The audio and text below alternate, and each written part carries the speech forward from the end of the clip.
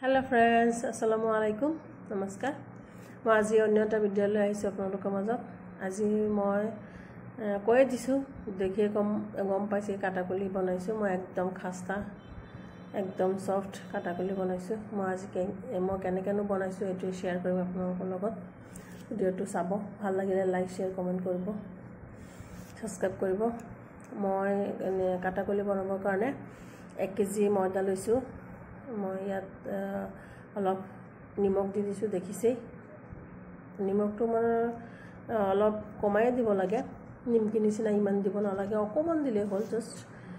আৰু মই baking powder দিছো, দি পেলাই মিলাই লৈছো।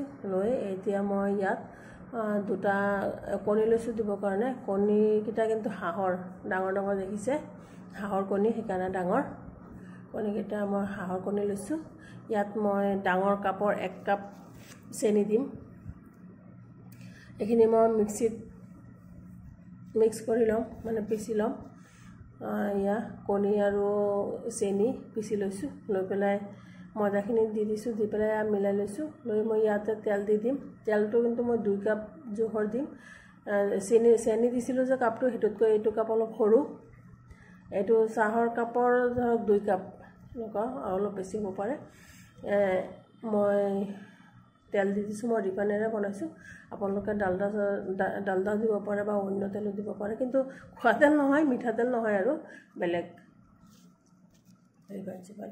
মই এইটো ফ্লেভাৰৰ কাৰণে অন্য একো নিদো, ভেনিলা এসেন্স একো নিদো। মই এটা কমলা লৈছো, অৰেঞ্জ। লৈ পেলাই ওপৰৰ বাকলিটো ৰুকি পেলাই মই এনেকৈ দি দিছো। পিহনত এনেকৈ মাৰি দিলেই ওপৰৰ বাকলিটো এৰাই যাব। ইয়া মই এইটো মিক্স কৰি লৈছো, কিন্তু মই বনোৱাৰ পিছত এইটো খুব ধুনীয়া অৰেঞ্জ ফ্লেভাৰ হৈছে, খুবেই ভাল লাগিছে। মই এনেকৈ মিক্স কৰি লৈছো সব গোটেইখিনি ময়দা, কণী, চেনিটো একেলগে মাৰিয়ে লৈছিলো মিক্সিত। এতিয়া মই অলপ পানী দিম, বেছি নহয়। ইয়াত যেহেতু তেলৰ কোৱান্টিটিটো অলপ বেছি আছে, তেলৰ পৰিমাণটো বেছি আছে, সেইকাৰণে মই পানীটো ইয়াত কমেই লাগিব। মই অলপ হাতত পানী লৈ কেনেকৈ গুলিছো, ডোটো বনাইছো, আপোনালোকে দেখাই পাইছে। এনেকৈ ঘপককৈ পানী ঢালি দিলে কিন্তু নহ'ব, অলপকৈ পানী ল'ব লাগিব। ইয়াত ডোটো হৈয়ে গ'ল। মই এইটো 5 মিনিটৰ কাৰণে ঢাকি থ'ম। ডোটো বেছি ঢাকি থ'ব নালাগে, 5 মিনিট ঢাকি দিলে হ'ল। 5 মিনিটত ঢাকি দিলে অলপ ডোটো সফট হয়, অলপ ভাল হয়, বেলিবলৈ সুবিধা হয়। 5 মিনিটৰ ঢাকি দিছো। থৈ পেলাই মই থিয় হৈ কষ্ট লাগে কাৰণে মই বহি লৈছো। এয়া বহি পেলাই মই বেলিছো। 5 মিনিটৰ পিছত মই এনেকৈ বেলি লৈছো মানে এয়া চাওক বেলিম। আৰু এতিয়া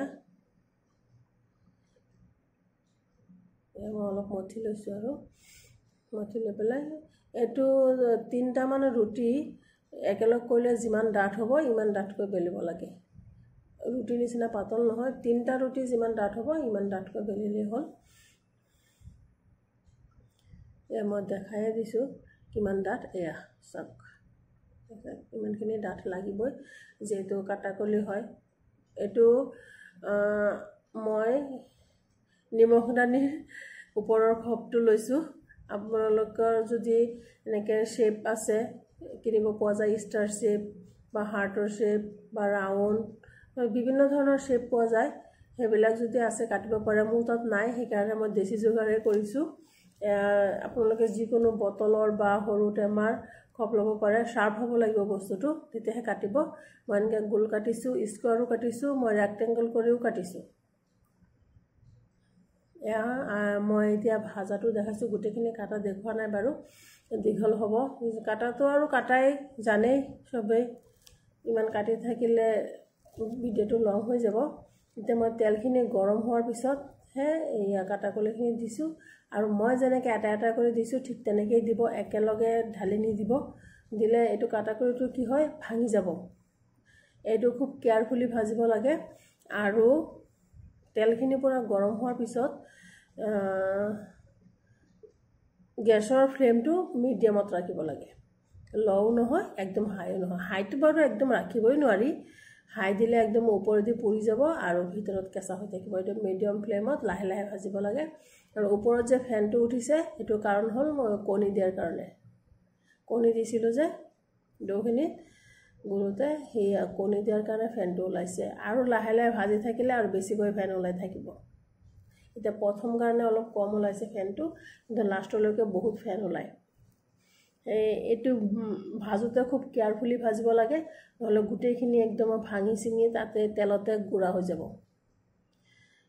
মই তেল দিয়ে ভাজিছোঁ আপোনালোকে ডালডা বা বেলেগ ৰিফাইন মই ৰিফাইনে লৈছোঁ আপোনালোকে ডালডা চালডা দিও ভাজিব পাৰে এয়া এইটো কালাৰত নমাইছোঁ কালাৰটো চাওক ব্ৰাউন কালাৰ হৈছে কিন্তু নমাই থোৱাৰ পিছত আৰু অলপ কালাৰ হৈ যাব নিজে নিজে মই এয়া স্কোৱাৰ কাটিছোঁ ৰেক্টেংগল কাটিছোঁ মই সেইখিনি এবাৰ ভাজি দেখুৱাইছোঁ মই ভাজি দেখুৱাৰ কাৰণটো হ'ল ভাজাৰ সময়ত কিন্তু মই আকৌ কৈছোঁ খুবেই কেয়াৰফুল হ'ব লাগে এইটো গেছটো বহাই দি যেনে তেনে লৰাই চৰাই ভাজিলে কিন্তু এইটো একদমেই নহ'ব এইটো ভাঙি চিঙি এইটো একদম বেয়া হৈ যাব নহ'ব ভিতৰত কেঁচা হৈ থাকিব ওপৰতে পুৰি যাব আৰু একদম তেলতে ভাঙি গলি যাব এইটো খুব কেয়াৰফুলি ভাজিব লাগে কাৰণে মই দুবাৰ ভাজি দেখাইছোঁ আপোনালোকে এনেকৈ উল্টাওতেও সাৱধান হ'ব ভালকৈ